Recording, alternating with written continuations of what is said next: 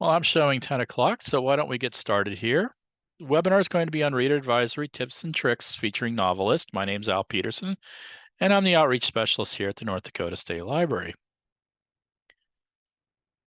So what is reader advisory? Well, reader advisory involves suggesting titles, either fiction, nonfiction, to a reader through direct or indirect means. I have a quote here from Diana Trickster Harold.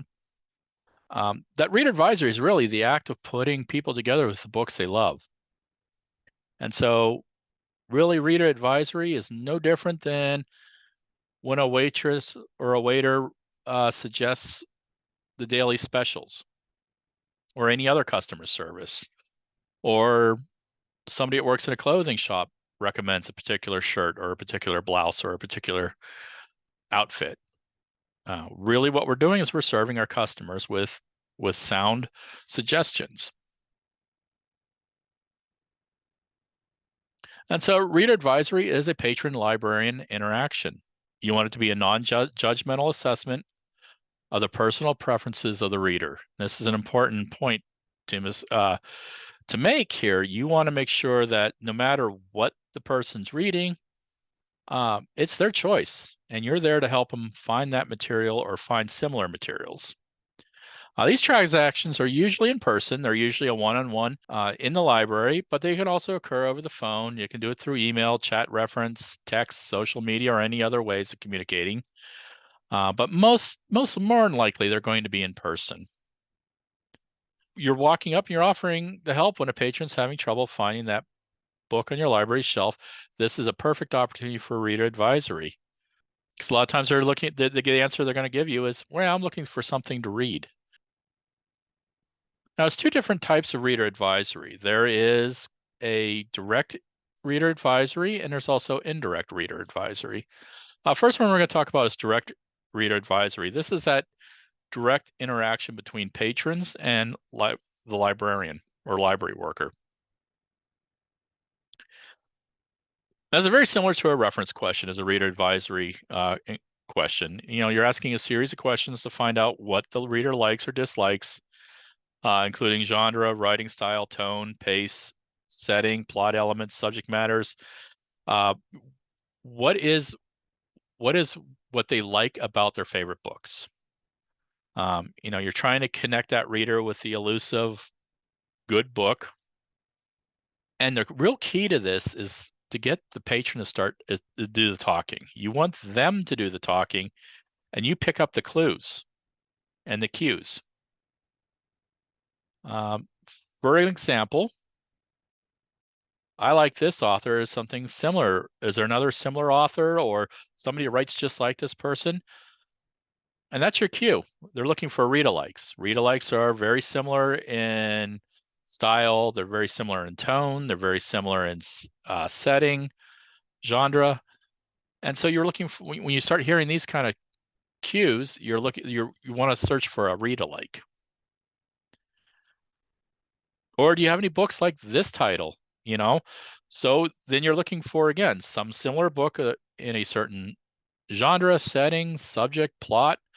And again, the best thing you can do is get that patron to start talking about the book they like and the book they want to read.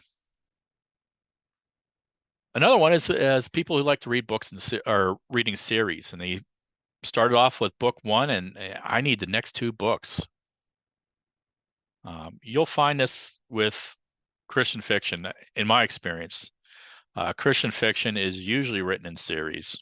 Particularly these Amish-themed Christian fiction books are really popular with some of our patrons.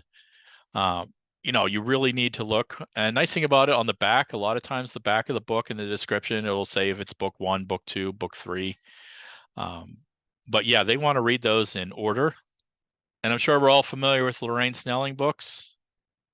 Again, this is another popular theme in the Christian fiction genre that are written in series. And she does write a few standalones, but most of the time these are going to be in series. Other genres that get written in series: detective and crime stories. The Walt Longmire mysteries from Craig Johnson. or Lee Child's Jack Reacher novels. And James Patterson, he writes books in series. Women Murderers Club is one of his series, but I mean, he writes books in series. And so people that want those books, a lot of times they want the next couple books in that series. And sometimes you get people that are there in the library and they're like, well, I don't really read much, but I mostly watch TV and movies. So you can always recommend books that are based on movies, based on shows.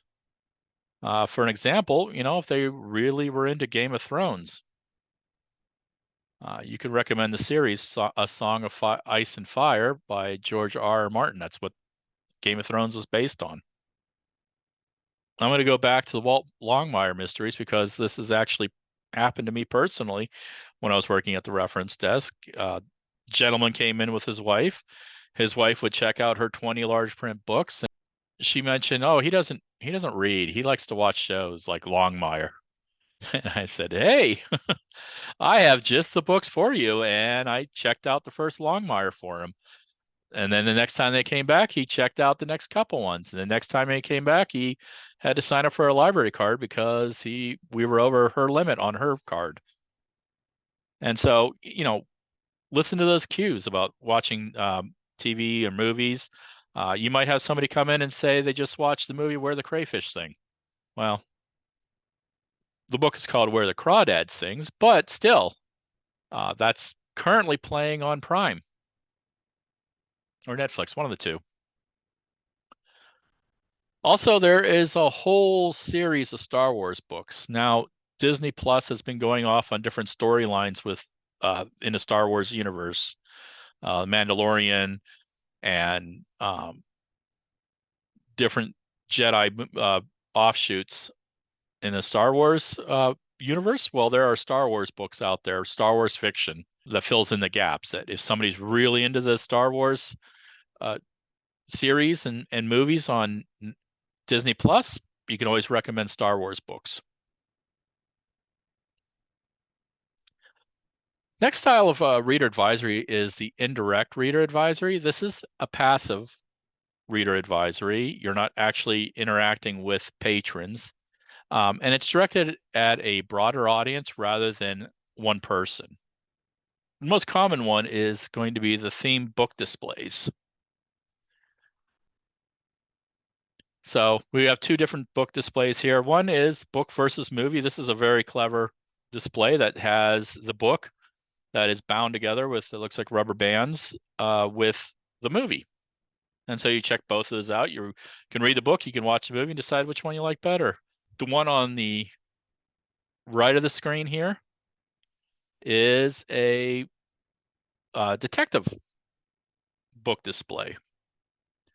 As you can see, they've got it decorated with some caution tape and they have some mystery books.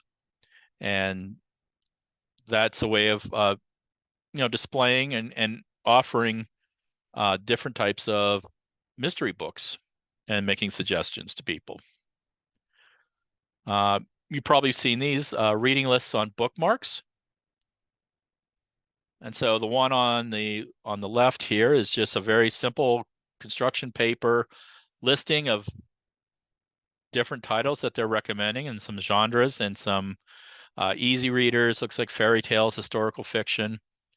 The one on the right are staff recommendations. This is a great way of getting staff involved. Make a recommendation list, put them on a bookmark, put the bookmarks out there. People can then pick up the bookmark and they get recommended books from staff. One of the ways that we do reader advisory here at the State Library, we have genre stickers and we put them on the spine label. This helps out twofold. One, it helps out our staff when we're doing large print book orders for libraries where we gather up 10, 20, 30 books at a time and send them off to nursing homes and libraries. A lot of times they just give us genres. We need 10 Westerns, we need 10 Christian fiction, we need 10 mysteries, or mix and match 5 romances, 5 mysteries. And so what we do is we put these genre stickers on it. It makes it easy for us to be able to quickly look at them, pull them off the shelf, get them packed up. But however, this also helps out patrons. And so they can go down the bookshelf, they can look at these genre stickers, and we get these from Demco, and they can pick out titles based on the genre stickers. Social media is another wonderful way of doing your reader advisory.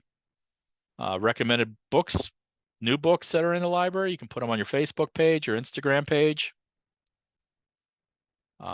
If you have a newspaper column, that's a great way of doing reader advisory. Here's the newest books in the library, or, here's books based on this month's, this month's holiday, or these are new books that are based on mysteries, or however you can utilize your newspaper column. You can utilize, if you have a news letter, either online or a print newsletter, you can certainly put a column in there recommending different books. And then library websites and public access catalogs are a perfect opportunity for doing indirect reader advisory. You can put recommended reading lists. In Polaris, we're able to put together a catalog book carousel, and other catalogs are able to do this too. But you can see that there's recently added adult fiction and recently added adult nonfiction. This is a great way of doing indirect reader advisory as well.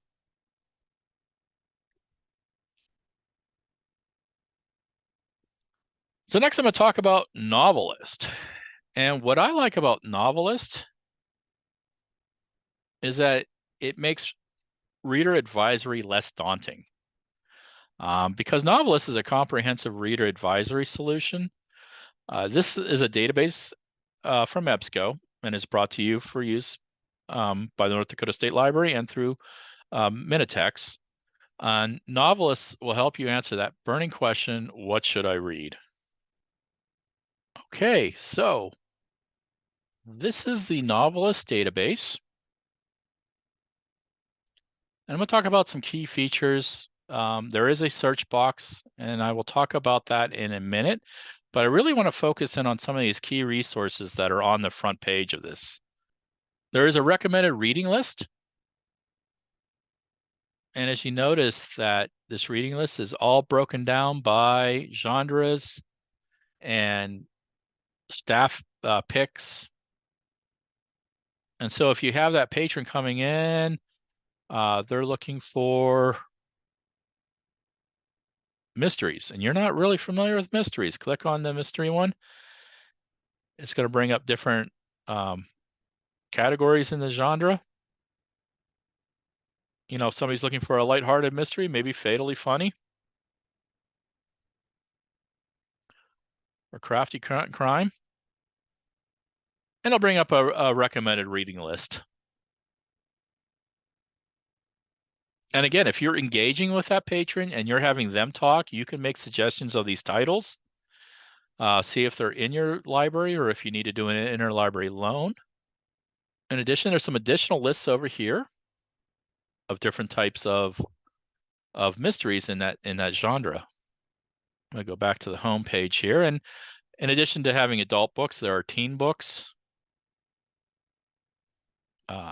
9 through 12, and 0 through 8. We have the recommended reading list. We also have what are known as themes. And that's what these are right here. These are called themes.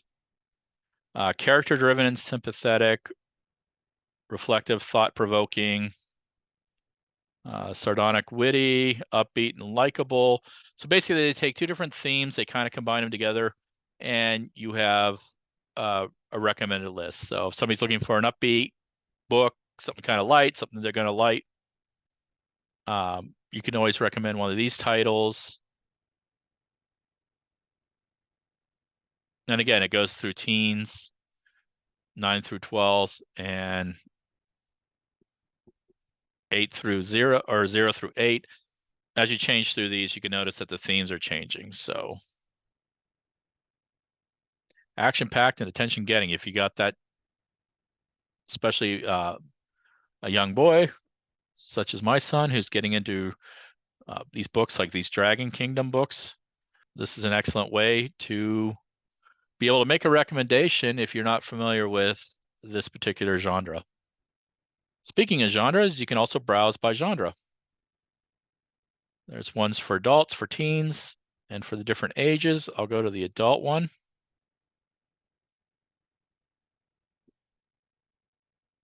And so you've got crime and suspense, fantasy.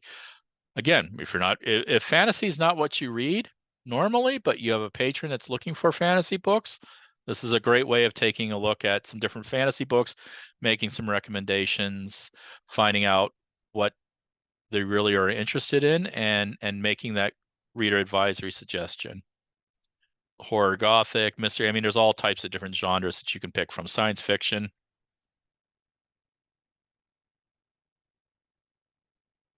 Then below genre, there's book club resources. All sorts of resources on how to start book clubs, how to run book clubs, tips and resources on. Here's a great one: 5 ideas for alternative book club meetings. So there's just all sorts of resources here. Celebrity book clubs. So if you're looking for these suggestions from different celebrities, Oprah, Jenna Bush, Reese Witherspoon's book clubs. They do have listings of all those books. There are different ways of promoting your book club. All sorts of resources that you're able to get just from this front page of Novelist. Books in the media.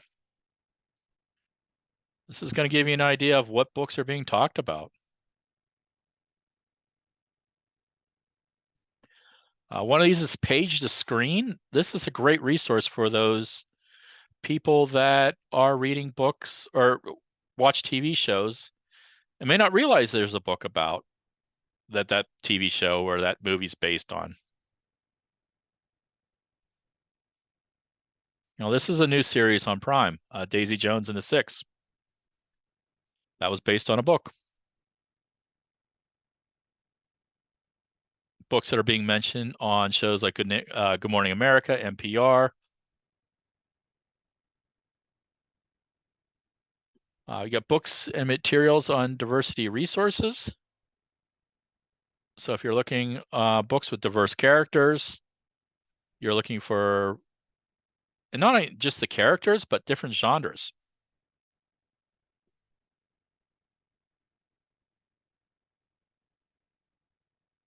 So you have those resources, and then you can also explore themes.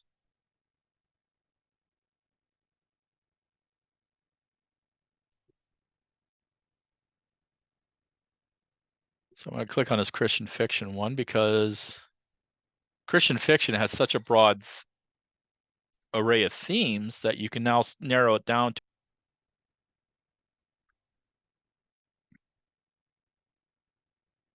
And so I'm going to go back to the home page up here.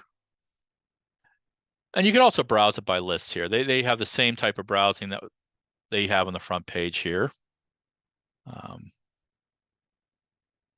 And you can also get to a lot of the same resources from the quick links rather than going through the front page. Your search box here, you can type in an author. One of the things I do want to show is got Nora Roberts. And the reason why I brought up Nora Roberts is that we all know that she writes in series. And so your first tab is going to be all the books written by Nora Roberts, all 364 books. However, if you want to find out the series, you can click on the series.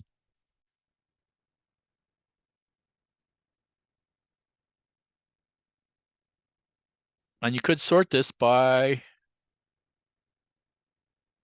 the date newest, so you can get the latest series that she's written.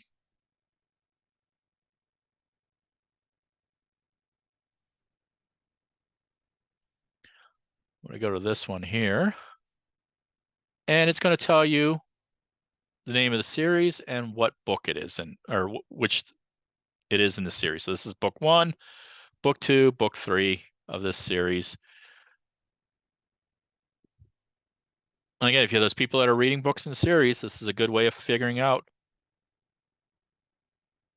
what the next book is going to be. Or if they are reading a book and they want to know if it's a series, you could look it up and find out if it's in a series, part of a series, or just a standalone title. There is some information about her. So there is also her pseudonym is also listed.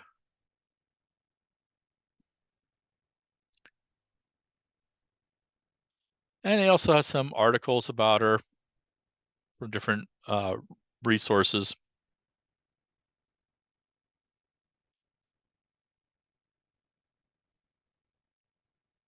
There is an advanced search if you want to use it. So you can look up title, author, use your limiters here.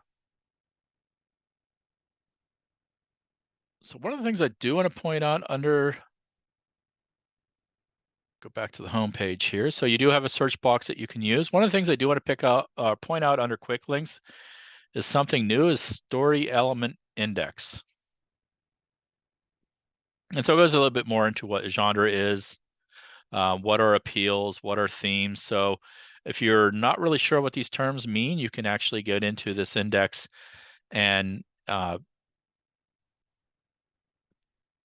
look things up.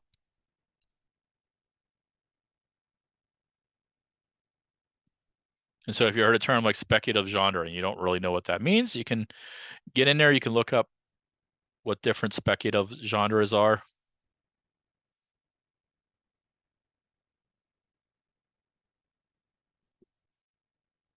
And there's also a how do I, and this will give you some tips on how to, with some YouTube videos on how to find read alikes, how to use the database itself.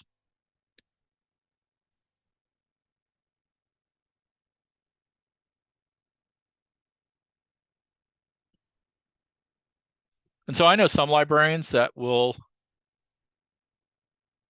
first thing when they log in the morning, they bring up their catalog, bring up Novelist, and just have it there for use. This is a great resource to show patrons. And so you can do that one-on-one with a patron, say, oh, I have these recommendations. By the way, have you ever seen Novelist? You can sign up through this through your library card. And you can use this from home and create lists. With all EBSCO products, you are able to create an account. And so if you don't have an account, you can sign up.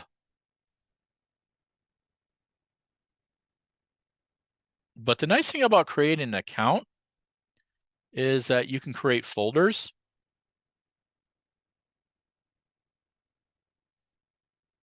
And so if you have the time or you want to, you can actually create a folder for a patron.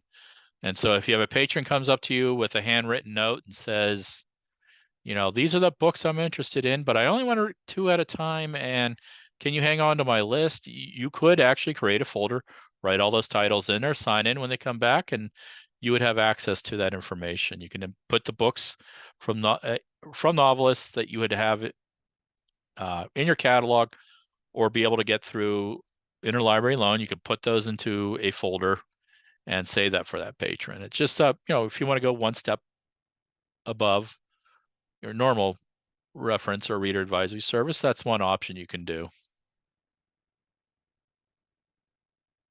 I have a brief little bibliography. There are some reader advisory resources that we do here have in the state library. And so we do have these 3 titles. We also have a LibGuide on our homepage. Let me pop over to the LibGuide and I will show you where that's at. And so in our menu bar here, right next to For Government, we do have LibGuide. And under literacy, we do have reader advisory and reference services. And this is a LibGuide. It has different resources. It does have links and information about Novelist as well.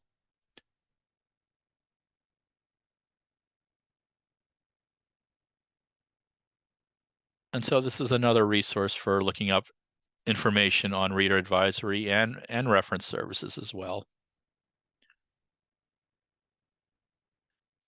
And up here's our contact information. If you have any questions about Novelist, you can give us a call here at our general numbers or our email address. Or if you need assistance with reference services or interlibrary loan, you can use either one of those phone numbers or that email address. And if you got any questions about this webinar or Novelist, you can always reach out to me. There's my telephone number and my email address.